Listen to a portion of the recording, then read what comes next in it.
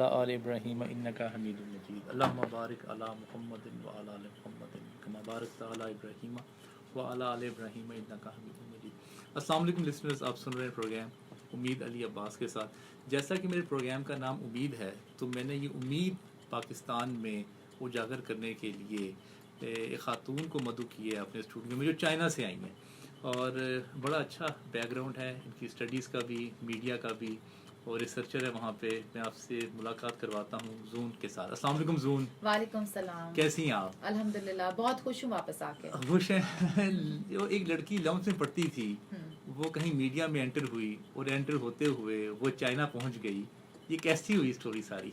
बस अजीब पागल सी थी थोड़ी, शायद लड़की थी थोड़ी सी। अच्छा। मेरा ख्याल है कि उसको बस शौक था अगला कदम उठाने का। ज्यादा सोचा भी नहीं, थोड़ा बहुत सोचा, लेकिन जो आपका दिल आपको बात बताते हैं बस उस तरफ चलना चाहिए। और जाहिर बात है आपको ऐसे लोग मिले जो आपको सपोर्ट करते हैं, तो फिर मैं जरूर चाहूंगा जून उन लोगों का नाम आप जरूर लें जिन्होंने आपको जिंदगी में सपोर्ट किया, प्रमोट किया, डेवलप किया, जो आपके मेंटोर्स हैं, उनका जिक्र जरूर करना चाहिए मेरे ख्याल से।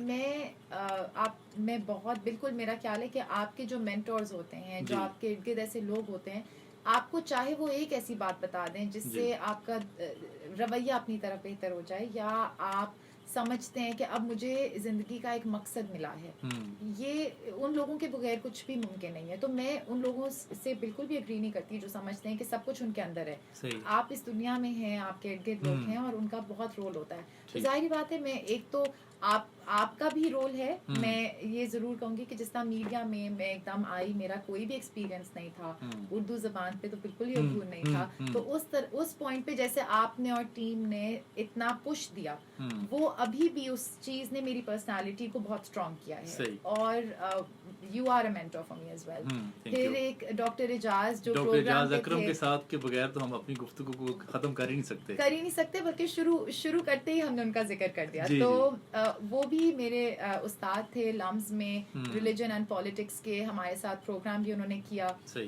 असल में चाइना की तरफ मेरा रुझान तो हो रहा था, लेकिन उन्होंने कहा कि अप्लाई करो, बस देख लो, कर लो। तो ये दो लोग हैं, बट वहाँ चाइना में जाके भी, पाकिस्तान में भी बेतहाशा ऐसे लोग हैं, ऐसे उस्ताद हैं, ऐसे कई लोगों से आप कभी, बल्कि उनको पता ही नहीं होता वो आपके मेंटोर होते हैं। ऐसे भी बड़े लोग होते हैं जो आप जिनको देख रहे होते हैं दूर से, और बस उनकी गुफ्तगू का तरीका या उनकी सोच का तरीका आपको इतना इंस्पायर करता है कि आप अपने आप को छोड़ के बस दुनिया की तरफ भाग पड़ते हैं। सही। अच्छा, अब ये चाइना, अमूमन जब चाइना का वर्ड आता है तो पाकिस्तानी ज़्यादा चाइना से इंस्पायर नहीं होते। वो कहते हैं या यूरोप जाएं, अमेरिका, ऑस्ट्रेलिया, न्यूजीलैंड, यूके, इन कंट्रीज़ को ज़्यादा प्रेफर किया जाता है। अभी तक पाकिस्तानियों की नज़र में चाइना एक डेवलप कंट्री क्यों नहीं अब तक बन सका? इसकी कई वजूहात हैं। देखें, एक तो बात जो मुझे ज़ाती तौर पे, वहाँ अब मैं 4 साल से हूँ, मुझे एक चीज़ महसूस होती कि मैं वहाँ गई, मेरे भी ख्याल में बस था 2 साल एक अजीब और गरीब सी जगह पे गुजारूंगी, कुछ नया सीख के आगे अमेरिका जाऊंगी। अच्छा, फौरन अमेरिका जाऊंगी। ये प्लान ये था। और बल्कि अब मैं ज़्यादा बात करती हूँ कि मेरा प्लान इतना पक्का था, क्योंकि वो बिल्कुल ही तिरपट हो गया। तो इसकी एक वजह ये कि हमें ज़्यादा चाइना को प्यार की है, मोहब्बत की है चाइना के साथ, हमारा दोस्त है, भाई है, लेकिन हमने चाइना को स्टडी ही नहीं किया, जबकि मगरबी ममालिक कर रहे थे। और इस पे मेरी एक अपनी थ्योरी है जो कि चाइनीज लोग भी मानते हैं। अच्छा। कि आप उसको स्टडी करते हैं या उसको बारीकी से देखते हैं जिस पे आप शक करते हैं। Yes, you are right. अब आप देखें कि जो हिंदुस्तान के लोग हैं वो भी जाना चाहते हैं अमेरिका, बल्कि छोड़ें चीनी तक अमेरिका जाना चाहते हैं, क्योंकि कई ऐसी टेक्नोलॉजीज हैं, कई चीजें हैं जो अभी तक है तो वो सुपर पावर। लेकिन जो हिंदुस्तान को या अफगानियों को इन पिछले कुछ सालों में एक शौक चढ़ा था कि चाइना जाके जुबान सीखनी है, बस इनको समझना है, क्योंकि इन पे हम एतबार नहीं करते, तो अब हमें समझना है कि ये अगला कदम कैसे उठाएंगे। लेकिन जब हम चाइना और पाकिस्तान का तो ये आलम है कि आपस में कोई पर्दा ही नहीं है, सिक्योरिटी, स्ट्रेटेजिक, पॉलिटिकल लेवल पे कोई ऐसी बात ही नहीं है जो हम छुपाते हैं। तो उस सूरत हाल में आप उस मुल्क को ज़्यादा तनकीद से नहीं देखते, और इसकी वजह से पाकिस्तानियों को भी इतना अंदाज़ा नहीं था कि चाइना कहाँ से कहाँ पहुँच अगर गया। चाइना इतनी मोहब्बत करता है पाकिस्तान से, तो वीज़ा लेने के लिए तो इतनी लंबी ख्वारी जो है ना वो काटनी पड़ती है। ये वीज़ा पॉलिसी अब तक चाइना ने क्यों नरम नहीं की पाकिस्तान के लिए? पाकिस्तान की भी चाइना की तरफ इतनी नरम पॉलिसी नहीं नहीं है। है, देखिए, जो वीज़ा पॉलिसी होती है ना, उसकी और कई कंसिडरेशन होती है। अब ये बात मुझसे किसी ऑफिशियल ने नहीं की, लेकिन मैं खुद समझती हूँ कि पाकिस्तान भी नहीं चाहता कि बस कोई भी पाकिस्तानी उठा के मुंह उधर चला जाए। इसकी वजह आती है कि हम भी अभी अपने मुल्क के अंदर कई ऐसी चीज़ों को टेस्ट कर रहे हैं, कई ऐसे एलिमेंट्स को एड्रेस कर रहे हैं कि हम भी चाहते हैं कि वो देखें कि भी कौन सा पाकिस्तानी उधर जाते हैं। और चाइनीज भी जो आ रहे हैं, एक तो ऐसे वाकयात हुए कि बेहतर है कि हुकूमत को पता हो कि कौन आ रहा है और कौन जा रहा है। लेकिन जाहिर बात है, पॉलिसी बेहतर होनी चाहिए, और हुकूमत इस पे काम कर भी रही है। उसके हमें फ़ायदे हैं। अगर पॉलिसी बेहतर होती तो पाकिस्तानी वहाँ जाके एक ऐसे माहौल में काम कर सकते हैं, पढ़ सकते हैं, आसानी से एक्सपोजर हासिल कर सकते हैं, जो इस वक्त उन्हें पाकिस्तान में नहीं मिल रहा। तो ये इसका ट्रस्ट से कोई लेना देना नहीं है। लेकिन एक बात तो आप, बल्कि हमने तो अपने प्रोग्राम के में कितने एपिसोड किए थे चाइना पे, तो हमने ये भी तो बात देखी थी कि पॉलिटिकल लेवल पे, हुकूमतों के लेवल पे और सिक्योरिटी के लेवल पे बड़ी अंडरस्टैंडिंग है। लेकिन जहाँ तक बिजनेसेस का सवाल है या लोगों आम आवाम का सवाल है, तो इतना इंटरेक्शन नहीं है। तो वो उस नए कदम को उठाने से पहले थोड़ा सा वक्त लगेगा दोनों को एक दूसरे को समझने में। तो वीज़ा पॉलिसी भी इसी जर्नी का हिस्सा है। आप जब मुख्तलिफ मीडिया पे जाती हैं चाइना में, आपको बहुत ज़्यादा मीडिया वहाँ पे इनवाइट करता है, तो आप क्या पर्टिकुलर पॉइंट्स जो हैं वो रेज करती हैं और क्या विजन लेके जाती हैं और क्या गुफ्तगू का कंटेंट रखती हैं वहाँ पे?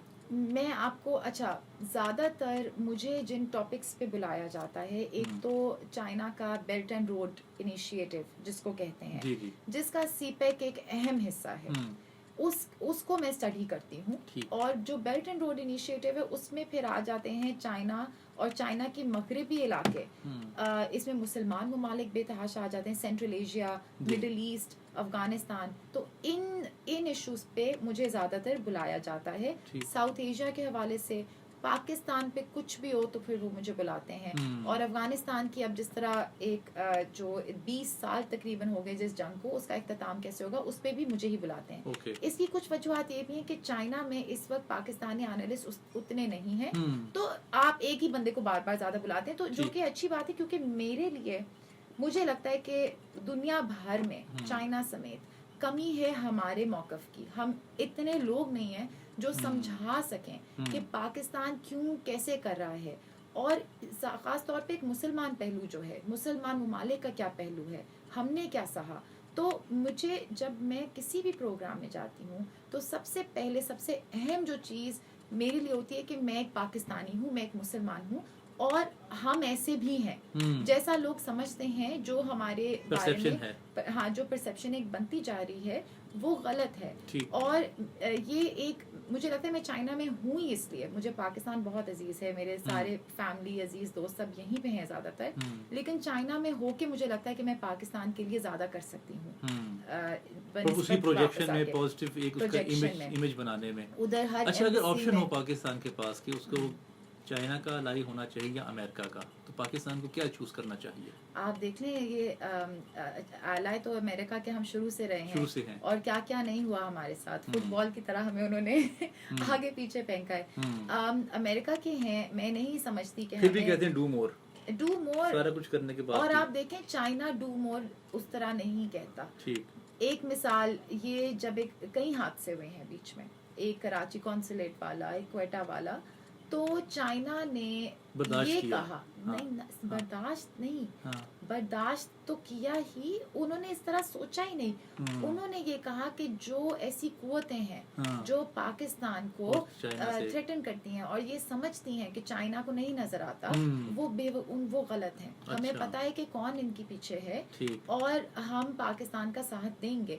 तो और ये चलें, एक गवर्नमेंट लेवल पे आप कह देते हैं अगले मुल्क को, शायद वो समझते हैं कि पाकिस्तान आप चलें, हमारे ख्याल से आप ये 2-3 चीजें भी मजीद कर लें, लेकिन खुलेआम गुफ्तगू करना चाइना का तरीका नहीं है। और वो ये समझते हैं कि चीनी अवाम को भी पाकिस्तान के साथ का साथ देना चाहिए। उनके स्टेट मीडिया पे, ग्लोबल टाइम्स वगैरह पे जो आर्टिकल आता था ऐसे किसी भी हादसे के बाद, वो इसके बारे में होता था कि चीनियों को नहीं ऐसे करना चाहिए था। जो क्वेटा में इंसिडेंट हुआ था, कराची कॉन्सुलेट वाला, ये बहुत सारी कुव्वतें हैं जो समझती हैं कि हम पीछे हट जाएंगे लेकिन हम पाकिस्तान का साथ देते रहेंगे। तो उनका जहन फर्क है। और यहाँ पे जहाँ आपने अमेरिका और चाइना का जिक्र किया, मैं चाइना एक वजह से गई थी जी। वो वजह ये थी कि अमेरिका तो बैठा हुआ है कॉन्टिनेंट्स और समंदरों पार। जी बिल्कुल।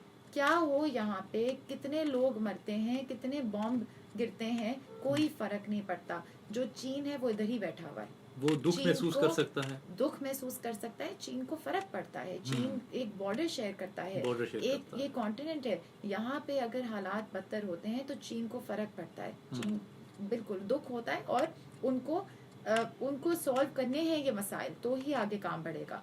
लेकिन जो अमेरिका है उसकी ये उस तरह जरूरत नहीं है, उसको हीट ही नहीं महसूस होती। क्यों होगी? उधर बैठे हुए हैं, बैठे बहुत दूर है। मैं कुछ देर पहले जब ये अफगानिस्तान की प्रोसेस खत्म हुई तो मैं अमरीकी और एक चीनी एनालिस्ट को बुलाया हुआ था इस पे गुफ्तगू करने के लिए। तो अमरीकी कहता है कि देखें उसके ख्याल से ये कि हमें बस निकल जाना चाहिए अफगानिस्तान से और हमें सिर्फ ये फर्क पड़ता है कि एक और 9/11 का हादसा होता है कि नहीं, अगर हुआ तो हम इनको छोड़ेंगे नहीं। तो उनको यही फर्क पड़ता है, पीछे यहाँ पे क्या हो क्या ना हो मैं भी समझती हूँ उनको निकल जाना चाहिए, लेकिन एक अमरीकी को जाहिरी बात है यही फर्क पड़ता है कि 9/11 दोबारा हो के ना हो। बस हाँ। तो ये तो हमारे साथ जो अच्छा, अब जो ट्रम्प जो डिमांड कर रहा है खान साहब से कि हमें यहाँ से एक सेफ पैसेज दे दें, तो क्या इसमें गवर्नमेंट ऑफ पाकिस्तान या एजेंसीज या आर्मी कामयाब हो जाएगी उनको ये सेफ पैसेज देने में, उनको आराम से फौजें इनहला करने में? देखिए पाकिस्तान मुझे लगता है दे सकता है, ऑब्वियसली आप 100% गारंटी नहीं कर सकते, लेकिन पाकिस्तान ने इस वक्त एक बैलेंस जरूर करना है हमारे लिए। अब जिस तरह बात कर रहे थे चाइना हो या यूएस हो, असल में हमने दोनों के साथ काम करना है। एक के साथ हमारा ज्यादा ट्रस्ट वाला रिश्ता है, दूसरी के साथ हमारा स्ट्रेटेजिक और प्रैग्मेटिक रिलेशनशिप रहा है। तो मैं नहीं समझती कि कई ऐसे ममालिक हैं जो समझते हैं कि पाकिस्तान ही सब कुछ बैठ के कंट्रोल करे, ऐसा बिल्कुल भी नहीं है। तो पाकिस्तान सेफ पैसेज कैसे गारंटी कर सकता है जब पाकिस्तान अपने ही लोगों की जिंदगियां नहीं गारंटी कर सकता? कितने पाकिस्तानी मारे गए इस जंग में। तो हम नियत अपनी ठीक करके कोशिश कर सकते हैं, लेकिन ये मेरा ख्याल है कि किसी भी मुल्क की इस वक्त कैपेसिटी नहीं है, चाहे वो अमेरिका हो, चाहे वो पाकिस्तान हो, अफगानिस्तान हो, चाइना हो, रशिया हो, कि वो कुछ भी गारंटी दे सके। अच्छा, अगर रशिया, चाइना और ईरान और पाकिस्तान और अफगानिस्तान अगर इसका एक ब्लॉक बना जाए तो क्या ये आपस में स्ट्रेंथन हो सकते हैं? मेरा ख्याल है कि अब SCO की आप बात कर लें, शंघाई कोऑपरेशन ऑर्गेनाइजेशन, ठीक है, वो भी अब खैर इंडिया भी है SCO का हिस्सा। अच्छा। लेकिन एक नेचुरल ब्लॉक जो आपने अभी जिक्र किया वो तो इन्हीं ममालिक का बनता है। बीच में सेंट्रल एशियंस को भी मिला दें, उनका चाइना के साथ इकोनॉमिक और रशिया के साथ हिस्टोरिकल रिलेशन है, तो ये एक नेचुरल ब्लॉक है। इसका फायदा हो सकता है? इसका फायदा इस तरह हो सकता है कि आप एक तो पाकिस्तान का जो जियो स्ट्रेटेजिक एक एडवांटेज है कि हम इतने मुल्कों को, लैंड लॉक मुल्कों को एक समंदर तक पहुंचा सकते हैं। वो अच्छा, जून में ब्रेक का वक्त हो गया, ब्रेक से वापस आके मैं डिटेल में इससे बात करता हूं। लिसनर्स, आप सुन रहे हैं प्रोग्राम उम्मीद अली अब्बास के साथ। जून खान मेरे साथ मौजूद हैं, मिलते हैं ब्रेक के बाद। के साथ मेरे साथ बहुत ही काबिल एहतराम, बहुत ही काबिल इज़्ज़त जून खान मौजूद हैं। जून, आप ब्लॉक का जिक्र कर रही थी, जो स्ट्रेटेजिक फ़ायदा क्या क्या होगा, क्योंकि उनके पास समंदर नहीं है, गर्म पानी नहीं है, कुछ ऐसे ममालिक हैं। बिल्कुल। तो अगर इनको कनेक्शन मिल जाए और इसी तरह एक बार्टर सिस्टम के तहत अगर ये ब्लॉक बने तो क्या क्या फ़ायदा हो सकता है इससे? देखिए, पाकिस्तान को जो भारत काफ़ी सालों से आइसोलेट करना चाह रहा है, असल में लतीफ़ा तो ये है कि जैसे भारत ने ईस्ट की तरफ रुख किया, चाइना ने वेस्ट की तरफ कर दिया अपने बेल्ट एंड रोड इनिशिएटिव के थ्रू।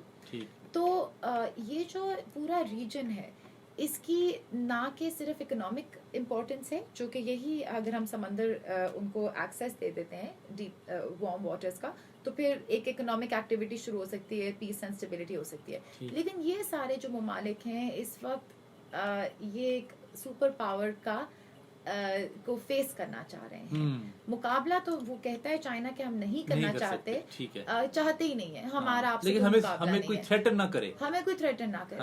और इस ब्लॉक का फायदा ये हो सकता है कि हम अमेरिका को खुल के कह सकते हैं कि ये नहीं बर्दाश्त होगा, आप पाकिस्तान को नहीं धमकियां दे सकते, आप अफगानिस्तान को नहीं इस तरह जिस तरह चलाने की कोशिश करें एक ऐसी हुकूमत से जो बिल्कुल सस्टेनेबल ही नहीं है, आप नहीं बता सकते मुल्कों को कि उनको आगे कैसे चलना है। और रशिया, चाइना, ये बड़े स्ट्रॉन्ग ममालिक हैं। सबसे जो अहम बात है कि अब कुछ सालों से रूस, जिसका हमेशा भारत की तरफ रहा है रुझान, अब वो आहिस्ता आहिस्ता पाकिस्तान की तरफ आ रहा है। तो ये एक बड़ा अहम ब्लॉक हो सकता है इंपीरियलिज्म को खत्म करने के लिए। बिल्कुल ठीक। अच्छा सुन, आप जब गई तो as a Muslim, as a Pakistani student as गई थी आप वहाँ पे, तो आपने क्या क्या फेस की? कोई प्रॉब्लम्स हुई कोई खाने में, कोई हलाल फूड में, कोई वहाँ पे रहने में? क्योंकि बहुत सारे नेशनलिटीज़ के लोग वहाँ पे इकट्ठे रहते हैं, तो कोई कीड़े भी खाते हैं मैंने सुना है। कीड़े खाते हैं बड़े मतलब सारे नहीं खाते। अच्छा, लेकिन परसेप्शन यही है वैसे बनी हुई कि कुत्ते भी खा जाते हैं, कीड़े भी खा जाते हैं, ये सारा कुछ तो कुत्ते खाते हैं, अच्छा। कुछ बिल्लियां खाते हैं, कुछ चूहे खाते हैं, लेकिन आमतौर पे ये चीजें नहीं खाई जाती। ठीक है। मैंने वहाँ पे देखे, मेरी तवक्को तो बिल्कुल ही लो थी। अच्छा। क्योंकि मैं किसी को नहीं जानती थी जो वहाँ रह रहा था या गया था वहाँ। तो मेरे लिए जो इतना हलाल फूड भी मुझे लगा, मैं तो सोच ही नहीं रही थी, और बेतहाशा था। अच्छा था, बहुत था। शायद बीजिंग था, बड़ा सेंट्रल इलाका था। मैं यूनिवर्सिटी जो एरिया है, ये पूरे शहर का एक बहुत अच्छा एरिया कंसिडर किया जाता है। तो वहाँ पे मुझे खाने पीने का मसला इसलिए भी नहीं हुआ कि हलाल खाना था, दूसरा ये कि मैंने ट्रैवल किया हुआ, तो मुझे कोई भी खाना मैं खा लेती हूँ, मुझे डिफरेंट चीजें पसंद हैं। लेकिन रहने सहने में भी वहाँ पे मुझे नहीं अंदाजा था कि ट्रांसपोर्ट इतनी अच्छी है, और दुकानें बड़ी अच्छी, हर चीज आपको मिल जाती है, ऑनलाइन शॉपिंग बड़ी अच्छी है, तो ये चीजें बड़ी अच्छी थी। लेकिन ये जरूर है कि वहाँ जाके लैंग्वेज का मसला होता है, जुबान बहुत बेहतर है, आहिस्ता आहिस्ता बोलते हैं मजीद लोग। अब आ गई आपको चाइनीज लैंग्वेज? पूरी नहीं आती, कुछ कुछ आती, लेकिन आप कम्युनिकेट कर लेती हैं, समझ लेती हैं, अपनी बात समझा लेती हैं। बिल्कुल, मतलब ये है कि कहीं जाने में बातचीत जो बेसिक गुफ्तगू होती है वो मुझसे हो जाती है। अच्छा, अगर टीचर आपको लेक्चर चाइनीज में दे रहा वो समझ लेती हैं? डिपेंड करता है। अब अगर वो कोई केमिस्ट्री का या बिल्कुल ही न्यूरो साइंस का लेक्चर है तो मुझे शायद ह्यूमैनिटीज के सब्जेक्ट समझ आ जाएंगे, जो आम सी बात होती है। हाँ, काफी हद तक डिपेंड करता है, लेकिन मुश्किल ज़बान है, इस लिहाज से बहुत बैठ के सीखनी पड़ती है। और अभी मैंने अपने स्केड्यूल में गुंजाइश नहीं रखी, जो कि गलत बात है, रखनी चाहिए। ज़ुबान एक बहुत अहम हिस्सा है उस एक्सपीरियंस का। सही है। अच्छा, जब आप वहाँ पे गई तो क्या क्या मुश्किलात आई, या कोई इंसिडेंट बता दें जिसमें आपको कोई डिसहार्ट हुई, या घर से दूर गई तो आपको फिर फैमिली याद आ रही थी? फैमिली तो मुझे बहुत याद आती थी, लेकिन मैं कभी होम सिक नहीं हुई। अच्छा। और वो ये वजह है कि चाइनीज लोग बहुत, मेरा पर्सनली ज़ाती तौर पे एक्सपीरियंस है कि चाइनीज लोग बहुत प्यार करते हैं, मोहब्बत करते हैं पाकिस्तानियों से। लेकिन जो डिसहार्ट में हुई थी वो ये हुआ था कि, और उसमें मुझे ना चाइनीज कल्चर बड़ा समझ आया। मुझे डॉर्म नहीं मिला था अपनी यूनिवर्सिटी। क्या नहीं मिला? डॉर्म जो होता है, स्टूडेंट डॉर्म जो कैंपस पे होते हैं। ठीक है। उसमें ये होता है कि यूनिवर्सिटी हर चीज संभालती है, बस आपने अपना बोरी बिस्तरा वहाँ पे रख देना है, and no problem, you don't have to register, कुछ भी नहीं। मुझे डॉर्म नहीं मिला, तो जाते ही मुझे अपार्टमेंट ढूंढना पड़ा वहाँ पे। अपार्टमेंट ढूंढने में मुझे समझ आई कि कुछ कुछ 2 नंबरी हर जगह होती है। मुझे अच्छे अपार्टमेंट नहीं दिखा रहे थे, कुछ चीजें छुपा रहे थे। फिर ज्यादा बड़ा मसला ये हुआ कि मुझे पुलिस रजिस्टर नहीं कर रही थी। अच्छा। क्योंकि जो लैंडलॉर्ड है, जो जिसका अपार्टमेंट है, वो आ नहीं रहा था। और वो आ क्यों नहीं रहा था? क्योंकि उसने जो लॉ है, जो वहाँ का कानून है, उसके हिसाब से एक अपार्टमेंट ले सकते हैं। उसने कोई 1.5 दर्जन अपार्टमेंट खरीदे हुए थे, और वो आ नहीं सकता। अगर वो आते तो पकड़े जाते। तो मुझे, और उस एक्सपीरियंस में मुझे ये भी नजर आया कि जो चीनी पुलिस वुमन थी वहाँ पे, जिसके पास में कई हफ्तों से जा रही थी, उसको अगर एक चीज ये 1 से 10 लिखा हुआ है ना, और ये कोई भी चीज फर्क हो गई है, तो वो वहीं पे बैठ गई है। उसको है कि भाई अब कोई मेरे, हाँ, कुछ ऊपर से नाजिल होगा, या कोई बाहर से उसको बताएगा कैसे करना है, तो फिर वो आगे बढ़ेगी। तो मुझे इस पूरे उस वक्त मुझे बड़ा फ्रस्ट्रेटिंग भी लगा कि मैं इतनी दूर से आई हूँ, इतना फर्क कल्चर है, क्या कुछ मतलब इस तरह। लेकिन अब मुझे लगता है कि वो बड़ा अच्छा एक्सपीरियंस था, क्योंकि मैंने देखा उनकी पर्सनालिटी डिफरेंस क्या है। मुझे कहीं उनके सोशल चीज़ें भी समझ आई कि अपार्टमेंट्स कितने खरीदे जा सकते हैं, ये वो। तो ये ज़रूर एक बुरा भी था, लेकिन अच्छा इन लॉन्ग टर्म अच्छा। जब आप पाकिस्तान को वहाँ प्रोजेक्ट करती हैं, क्योंकि मेरे प्रोग्राम में जो भी मेरे गेस्ट आते हैं मैं उनसे कहता हूँ कि आप पाकिस्तान के बारे में टॉप 5 जो पॉजिटिव चीज़ें हैं वो आप ज़रूर बताएं। आप समझ लें कि आप अभी टॉक शो पे हैं और आपने पाकिस्तान के बारे में कोई टॉप 5 पॉजिटिव चीज़ें जो हैं वो बतानी है, वो गिनवानी है, तो आपकी नज़र में वो क्या क्या होंगी? अगर एक तो ये कि ज़ाहिर बात है पाकिस्तान में जो खूबसूरती है, नेचुरल ब्यूटी है, उसकी कोई कमी नहीं है। मेरे ख्याल में ये चीज़ ख़ास तौर पे चीनियों को उतना अंदाज़ा नहीं है कि पाकिस्तान में खूबसूरत पहाड़ और फल और नेचुरल खाना पीना सब कुछ और हर तरह का लैंडस्केप मौजूद है, तो ये एक अच्छी चीज़ है। फिर दूसरी मैं कहूँगी कि पाकिस्तान में एजुकेशन अच्छी है। हम जितनी भी तनकीद करते हैं, पाकिस्तान में एजुकेशन सिस्टम बड़ा अच्छा है, यूनिवर्सिटीज़ अच्छी हैं, बच्चे जो हैं वो जो इंजीनियर बनता है, डॉक्टर बनता है, वो आला लेवल की तालीम अमूमन बेहतरीन यूनिवर्सिटीज़ में एजुकेशन बहुत अच्छी, तो ये ज़रूरी है समझने के लिए लोगों के लिए। फिर ये कि हमारे इदारे, हम जितनी मर्जी तनकीद कर लें, मैं बाकी मुल्कों से कंपेयर करती हूँ, हमारे इदारे स्ट्रॉन्ग हैं। अच्छा, और मसलन कौन से इदारा स्ट्रॉन्ग? मतलब देखिए हमारे लीगल सिस्टम एक है, हमारे जो ब्यूरोक्रेसी है, हमारी जो ये गवर्नमेंट ऑफिशियल्स है, वो तो चक्कर ही लगवाते रहते हैं लोगों को, और जो अगर अदालतों में चले जाएं तो वो तो केस तो खत्म ही नहीं होता है। देखिए ये मसाइल है सोसाइटी के, लेकिन एक सिस्टम जो है वो इन प्लेस है। लोगों को ये अंदाजा नहीं है कि पाकिस्तान में सिस्टम इन प्लेस है, उसको बेहतर करना है। मुझे लगता है कि ये हुकूमत का या इदारों के लोगों का काम नहीं, ये पूरी सोसाइटी का काम है। तो ये एक इस तरह के मुल्क में हम सबको अपना रोल अदा करना चाहिए। जो बंदा जिस लेवल पे कर सकता है खराबी वो करता ही है, तो लेकिन अदारे हमारे जितना लोगों को लगता है उससे ज्यादा स्ट्रॉन्ग है। फिर मैं लोगों को शायद ये बताऊं कि हम खुले दिल के हैं। अच्छा, खुले दिल के, ठीक ये है। तो बहुत मेहमान नवाज हैं। बहुत मेहमान नवाज हैं। अच्छा, और चाइना में आपने ऐसा नहीं देखा कि लोग पकड़ के लोगों को खाना खिला रहे हैं? नहीं, वो प्लेटों में खाना डालते हैं। अच्छा, प्लेटों में डालते हैं, वो भी ऐसे हैं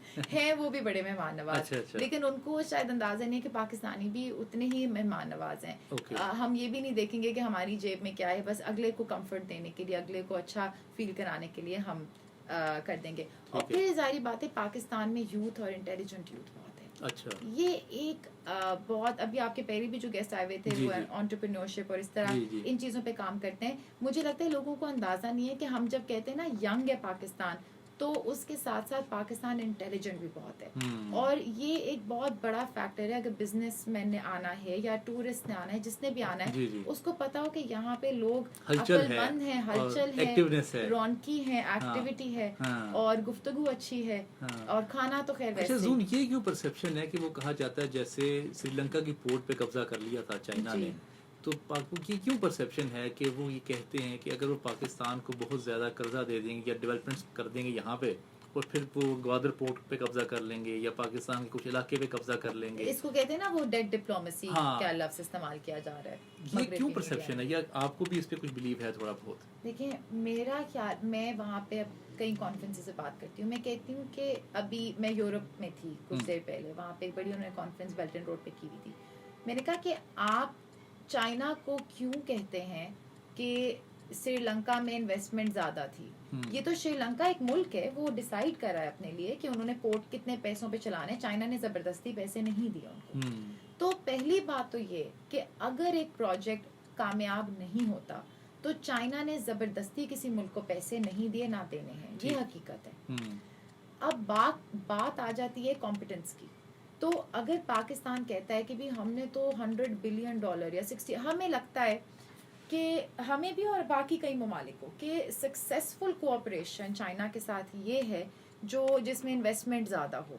असल में सक्सेसफुल कोऑपरेशन ये बिल्कुल भी नहीं है, ठीक है, क्योंकि आप 65 बिलियन 55 बिलियन ले लेंगे, उसकी सड़कें ये इंफ्रास्ट्रक्चर सारा बन गया, तो फिर उसके बाद उस इंफ्रास्ट्रक्चर को ना इस्तेमाल कर पाना असल बिल्कुल। में फेलियर है। प्रॉफिट निकलना चाहिए ना उसमें से प्रॉफिट तो। फायदा होना चाहिए। Yes, आप ये दफ्तर बना you are लिए, right. स्टूडियो बनाए हुए, अगर अली अब्बासी नहीं होंगे यहाँ जी, पे जी, जी। तो फिर क्या फायदा हुआ? कोई प्रोग्राम ही नहीं होगा, सही। हरकत ही। तो फिर ये यहाँ पे ये एक बड़ा इशू है। मैं नहीं समझती चाइना डेट डिप्लोमेसी क्यों करेगा। चाइना में इतनी गुर्बत है अभी। अच्छा, अभी भी है। चाइना ने पॉवर्टी लाइन से तो हटा दिए लोग, लेकिन आप बीजिंग, शेंजन और शंघाई को ना समझें, चाइना है अभी भी वहाँ पे बच्चे हैं जो 2 वक्त की रोटी मुश्किल से खाते हैं। अच्छा। जो जिनको पढ़ाई नहीं, जो तालीम ठीक से नहीं हासिल कर पाते, अस्पतालों को बेहतरी की जरूरत है।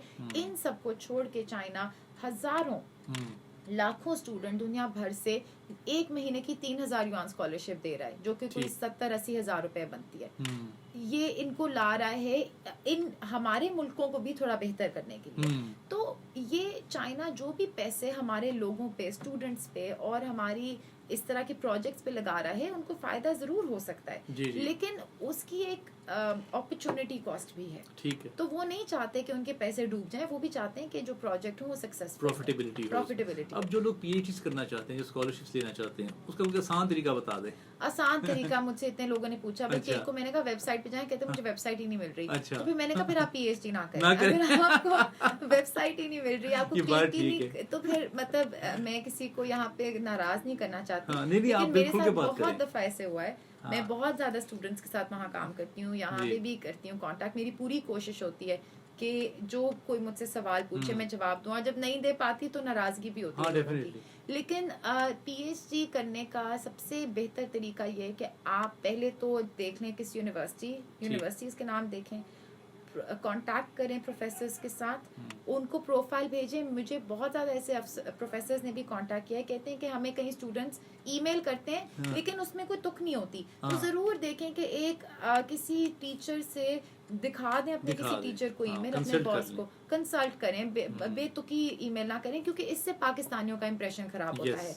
आप अगर बेवकूफाना लेंगे वो फिर बात है, वो फिर आप नहीं है, आप पाकिस्तानी हैं, आप पाकिस्तानी, ये हर 10 अगली ईमेल्स भी आएंगी अगर उसको, तो वो शायद सीरियस ना लेगा, नहीं लेगा। और ये एक मसला है कि हमें जरूर देखना है कि हम अकेले नहीं है वहाँ पे। किसी भी मुल्क में आप जाते हैं, आपका पूरा मुल्क सब सोच रहे हैं कि पाकिस्तानी ऐसे होते हैं, तो जरूर कांटेक्ट करें प्रोफेसर्स को। और फिर एम्बेसी वेबसाइट पे बहुत क्लियर इंस्ट्रक्शंस हैं, बहुत लोगों के एडमिशंस हो रहे हैं, सीट्स हैं, बल्कि जाया होती है, जाया भी होती है। क्यों होती है जाया? कुछ फील्ड्स में लोग नहीं अप्लाई कर रहे होते। अब देखिए, मुझे बता रहे थे कि जियोलॉजी के भी हैं। अब हमें तो जियोलॉजी पढ़नी चाहिए, कई ऐसे मेजर्स हैं जो हम नहीं पढ़ रहे। फिर था मैरिटाइम लॉ, इस तरह की फील्ड्स में लोग अप्लाई नहीं कर रहे। कुछ मुझे ये है कि अब माशाल्लाह पाकिस्तान की आबादी भी इतनी ज्यादा है, तो बहुत ज्यादा है बल्कि, और यंग लोग बेतहाशा यंग लोग हैं। लेकिन हमें फिर भी कोई ऐसा निज़ाम जरूर बनाना चाहिए कि हम बच्चों को, यंग यूथ को एजुकेट करें कि आप कई चीजें कर सकते हैं, सिर्फ डॉक्टर, इंजीनियर बनना या लॉयर बनना नहीं चाहिए। कई ऐसे फील्ड्स हैं, नए मेजर्स हैं। वहाँ पे आप उनके cultural programs, movies, dramas, theatre में जाती हैं आप? मैं ज़रूर, मुझे बहुत पसंद है उनका। ओपेरा होता है, म्यूजिकल और प्लेज होते हैं बीजिंग में ख़ास, बल्कि मैंने भी कुछ देर पहले पोस्ट भी किया था। वहाँ पे एक आर्टिस्टिक माहौल है बड़ा बीजिंग का, जैसे आप इधर अलहमरा में फेस, उस टाइप का माहौल है बीजिंग में। यंग लोग, हर उम्र के लोग कुछ ना कुछ छोटा मोटा कर रहे होते हैं, म्यूजिक या आर्ट से रिलेटेड। मजा आता है वहाँ पे, फिर अच्छा लगता है, एंटरटेनमेंट का लेवल बहुत अच्छा है वहाँ पे। देखें आप, बीजिंग वो शहर है जहाँ पे ऊंचे से ऊंचा स्काई स्क्रेपर है, सबसे मॉडर्नाइज्ड वेस्टर्न जगह भी हैं, और बिल्कुल जो उनकी पुराने हुतोंग जिसको कहते हैं ट्रेडिशनल चीजें, वो भी बेतहाशा हैं, और टेम्पल्स हैं बहुत ज्यादा, मस्जिदें हैं बहुत ज्यादा। ठीक है। तो अच्छा, चाइना वॉल जानने का इत्तेफाक हुआ आपका? चाइना वॉल बिल्कुल कई दफा। अच्छा, बहुत दफा। अच्छा, ये चाइना वॉल में थोड़ी सी बात करूंगा आपसे, ब्रेक का वक्त हो गया, ब्रेक से वापस आके अपनी गुफ्तगू को यहीं से जारी रखेंगे। लिसनर्स, आप सुन रहे हैं उम्मीद अली अब्बास के साथ, मिलते हैं ब्रेक के बाद। उम्मीद अली अब्बास के साथ मेरे साथ बहुत ही काबिल एहतराम, बहुत ही काबिल इज़्ज़त ज़ून अहमद ख़ान मौजूद हैं, जो अपनी ज़िंदगी के तजुर्बात और अपने चाइना के ख़ास तौर पे तजुर्बात पे हमारे साथ बात कर रही हैं। अच्छा, चाइना वॉल आप ने गई तो कैसा एक्सपीरियंस रहा और कहाँ है ये चाइना वॉल? ये दुनिया में बड़ा मशहूर वॉल है। ये बहुत अहम सवाल है क्योंकि लोगों को लगता है चाइना वॉल बस एक दीवार ही है। जी जी। वो तो तकरीबन आधे चाइना के थ्रू जा रही है। बहुत लंबी एक उन्होंने वॉल भी नहीं, पूरा किला है जैसे किला है। ठीक किला है चाइना वॉल। 2400 किलोमीटर का है ये। बिल्कुल, और वो स्ट्रेच करती है। तो चाइना वॉल जो बीजिंग में है, बीजिंग के नॉर्थ में है और कई इलाके हैं जहाँ पे लोग जाते हैं। एक मुथियानयू, एक बादालिंग और समताई इनको कहते हैं।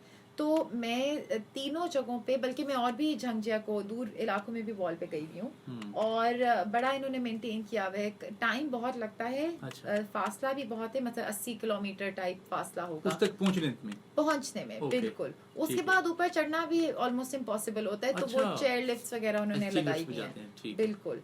तो खूबसूरत, मतलब जैसे हम कोई अगर यहाँ पे आपके हमारे नाजरीन ट्रैकिंग करने जाते हैं तो उनको एकदम लगता है कि एक पहाड़ के सामने बंदा कितना छोटा महसूस करता है। बिल्कुल बिल्कुल। तो हम लाहौर के खास तौर पे, पाकिस्तानी इन जनरल, हमने फोर्ट्स और ऐसी चीजें देखी हैं जिनमें आप एकदम महसूस करते हैं हिस्ट्री को। बिल्कुल। तो वॉल में जाना भी बिल्कुल एक ऐसा एक्सपीरियंस है। अच्छा। क्योंकि आप सोचें कि इतनी सालों, मतलब सेंचुरीज पहले ये किसने बनाई? लोग यहाँ पे अपने मुल्क को डिफेंड कर रहे होते थे।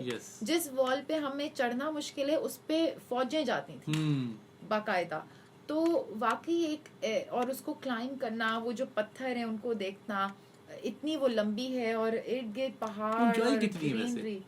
ऊंचाई कितनी? ऊंचाई देखें, मैं इतनी ऊंची नहीं है। अच्छा। मेरा ख्याल है अगर एक वॉल उसकी आम जो है डिस्टेंस वो कोई 25-30 फुट ऊंची, 25-30 फुट मैक्सिमम। कई जगहों पे और भी छोटी है। लेकिन वो जैसे ना वॉल पे चलने का पूरा उन्होंने बनाया है। 2 दीवारें, बीच में अंदर भी जगह है चलने की और उसके ऊपर भी आप काफी टूरिस्ट आते हैं वहाँ पे। बेतहाशा आते हैं। डिपेंड करता है कब। अब आप अक्टूबर ब्रेक, अभी मैं ब्रेक में आई हूँ। ये पूरे चाइना में 2 टाइम ऐसे जब बेतहाशा टूरिस्ट आते हैं। अच्छा।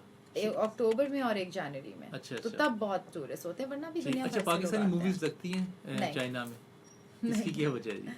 देखिए, सिनेमास तो होंगे डेफिनेटली। सिनेमास बहुत हैं, लेकिन मुझे लगता है पाकिस्तानी मूवियाँ ज्यादातर सिनेमास में नहीं लगती। कुछ ऐसी जगहों पे लगती हैं जहाँ पाकिस्तानी मौजूद हैं।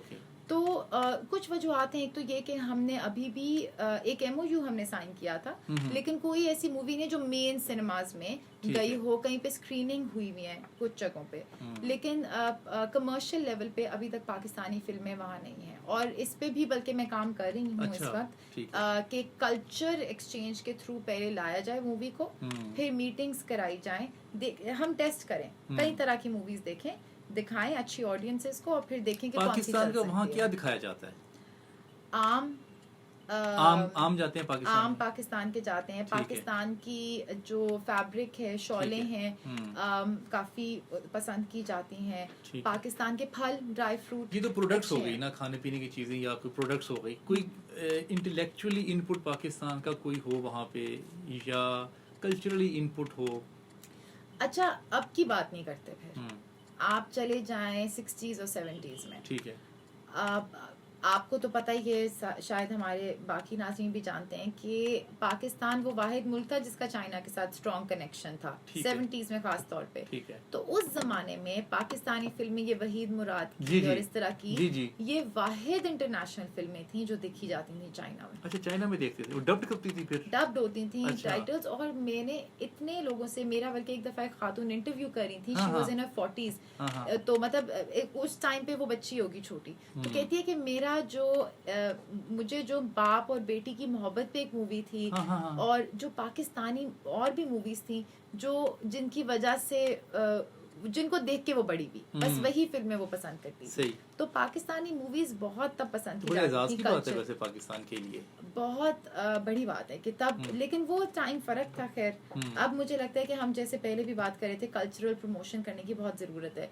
लेकिन ये कि पाकिस्तान में वो फिल्मों का अभी भी थोड़ा असर है। अभी भी अगर आप इनकी वेबसाइट पे जाएं तो millions and millions of views हैं उन्हीं फिल्मों के। लेकिन अब हमें ज़रूरत है कि दोबारा उनको उसी स्केल पे, उसी लेवल पे, कमर्शियल लेवल पे अगर लेके आएं। पाकिस्तानी ड्रामास जाएं इन चाइनीज लैंग्वेज में डब्ड होके, हो सकता है या पाकिस्तान का म्यूजिक जाए वहाँ पे, म्यूजिक पसंद किया जाए। और अगर यहाँ से सूफी जो एक हमारा ट्रेडिशन है, सूफी डोल है या सूफी रक्स है, बिल्कुल अगर वो जाए, कवाली जाए, नात जाए अगर, तो क्या मेरा ख्याल है कवाली, सूफी, ये जो आपने, बिकॉज ये जो म्यूजिक है ये चीनी लोग पसंद करते हैं। चीन में खुद भी कई कल्चर्स हैं, ठीक है, क्योंकि वो हैं माइनॉरिटीज हैं, तो उनका जो मगरबी सूबे हैं वहाँ पे भी इस तरह के म्यूजिक को प्रैक्टिस किए जाते हैं और फिर वो लाते हैं बीजिंग, शंघाई वगैरह में, इन शहरों में भी मिलते हैं। तो मेरा ख्याल है कि इस पे जरूर काम करना चाहिए, लेकिन आप हुकूमत पे ना छोड़ें। हुकूमत के बड़े काम नहीं, हैं हुकूमत को तो मैं कहता हूँ छोड़ ही दें, उनके अपने बड़े रोल हैं उनके बड़े रोल खुद हैं, से उनके जो बड़े काम अच्छा हैं। यहाँ पे ना हर शख्स ना मशवरा देने के लिए जो है ना वो चल पड़ता है। बिल्कुल,